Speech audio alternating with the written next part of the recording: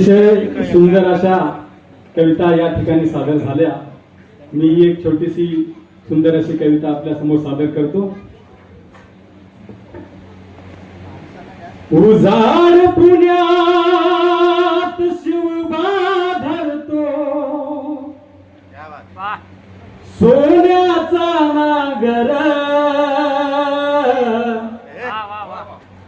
उजाड पुण्यात शिवबा धरतो, सोन्याचा नागर त्या सोन्याच्या पेनानं घटना लिहितो भीमराव आंबेडकर।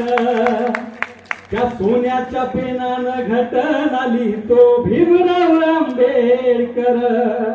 या बाप माणसाला त्रिवार अभिवादन करतो, कारण संघर्षाच्या वाटेवरती सुख माझे ओलीस आहे।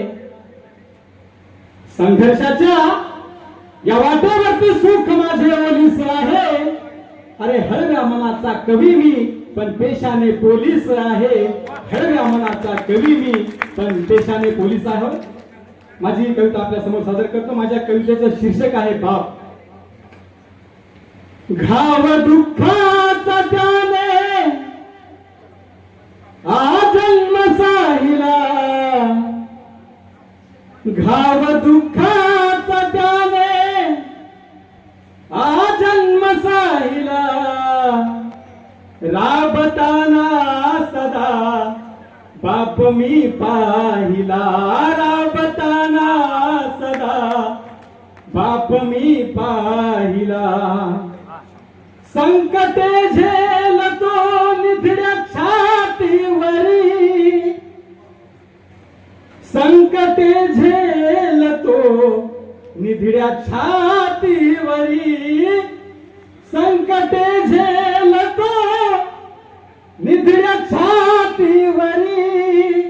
तो सूर्यही पोसतो उघड्या पाठीवरी, चंदनाच्या परी तो झिजत राहिला। राबताना सदा बाप मी पाहिला। जखम झाल्या किती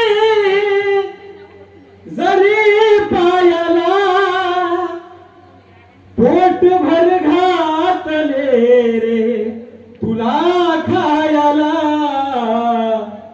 घराचा भार डोक्यावरी वाहिला, राबताना सदा बाप मी पाहिला। आणि हे कडवं सर्व दुःखाचा त्याने जन्म साहिला। राबताना सदा बाप मी पाहिला, राबताना सदा बाप मी पाहिला, राबताना सदा बाप मी पाहिला। खूप छान, खूप छान। दिवायुक्त होण्या शिकूया जरासे, इथे माणसासम जगूया जरासे, जगूया जरासे। खूप छान आपली कविता झाली। यानंतर आपल्या समोर Vilas Adamane, Vilas Adamane.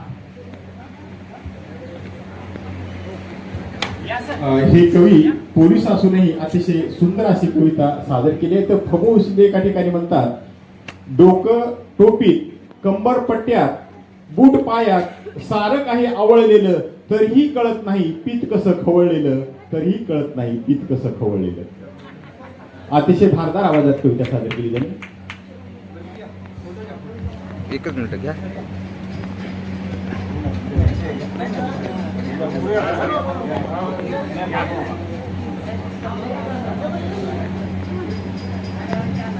Okay okay, photo पण आहेत।